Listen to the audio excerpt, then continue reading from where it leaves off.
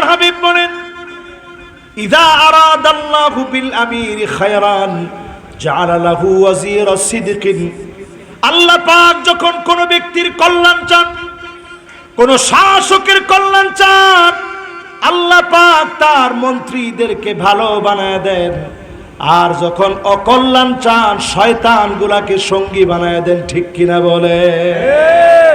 আশেপাশে যেগুলা ছিল এই লোকগুলার দিকে একটু তাকায় দেখেন, এই লোকগুলা কি আসলে ভালো ছিল? জোরে বলেন, ভালো ছিল? যে লোকগুলো কথায় কথায় আপা আপা বলতে বলতে দম বন্ধ হয়ে যেত, পায়ের মধ্যে কদম বুসি করত, কিন্তু এই লোকগুলা মোটেও ভালো মানুষ ছিল না। ঠিক কিনা বলে? আল্লাহ পাক এদেরকে যখন নেতা যখন ঠিক না হয়, চারপাশের লোকগুলারে সব চোরগুলারে তাদের সঙ্গী বানায় দেন। আলজামাহুশ শয়তান, শয়তানকে তাদের সঙ্গে লাগায় দেন। আরবিতে লাজিমাহুশ শয়তান বলা হয় নাই, আলজামাহুশ শয়তান। ডাইরেক্ট শয়তানকেই তাদের সাহায্যকারী বানায় দেয়। ঠিক কিনা বলেন?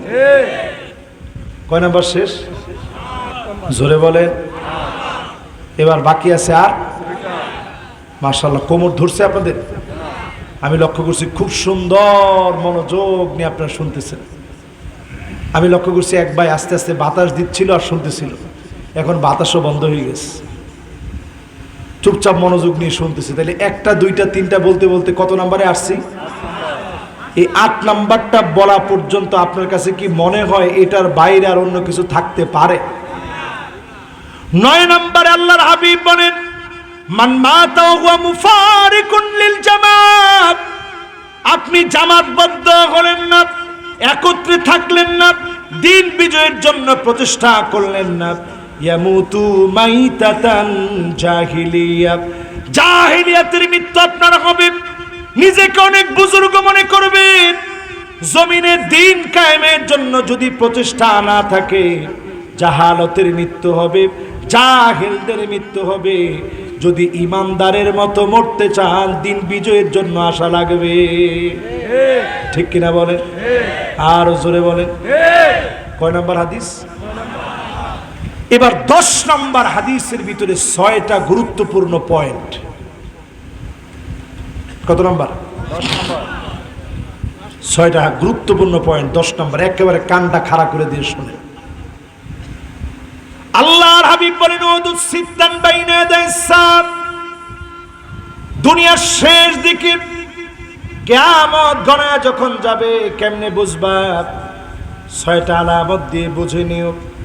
এই সময়টা বসে থাকার সময় না। আল্লাহর নবী অর্ডার করলেন, উদুদ আমরের সিগা, প্রস্তুতি নেওয়া লাগবে। উদুদ মানে তুমি প্রস্তুতি নাও, প্রস্তুতি নিয়ে নাও। 6টা আলামত দেখলে বসে থাকা যাবে না, প্রস্তুতি নিয়ে নেওয়া লাগবে। 1 নম্বরে মাউতি। আমি নবী দুনিয়া থেকে চলে যাব। আল্লাহর নবী দুনিয়া থেকে চলে গেলেন, একবারের জন্য দেখতে পাই নাই। আজকে আমার মতো নালায়েক মাহফিলে আসছে, কত আদর আপ্যায়ন মহব্বত করে আপনারা আসলেন, ঘরের মধ্যে খাওয়ালেন, মেহমানদারি করালেন, তাকবীর দিয়ে আপনারা এখানে বসালেন। আজকে থেকে সিদ্ধান্ত নেন, আমার নবীকে পাই নাই। আল্লাহর নবী বলে গেলেন, যদি আমারে না পাও মনে করবা প্রস্তুতি নেওয়ার সময় হয়ে গেছে। তার মানে প্রস্তুতি নেওয়ার সময় হয়ে গেছে। 2 নম্বরে বিশ্ব নবী বলেন, সুম্মা ফাতহু বাইতুল মুকাদ্দাস। প্রাণের বাইতুল মুকাদ্দাস আবার বিজয় হবে, 3 বার বিজয় হবে।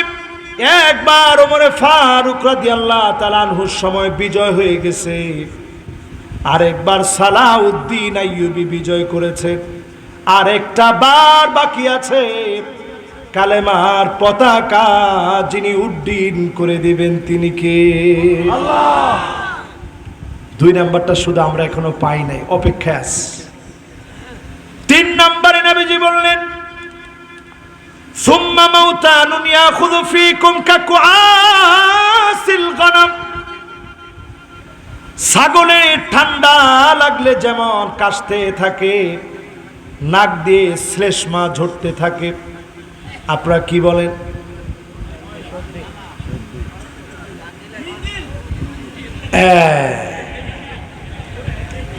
এটা হয়েছে একেবারে বোঝানোর মতো ভাষা, নখাইলে ভাষা আর কি। কি এখন ছাগলের দেখছেন নি কিরম হয়?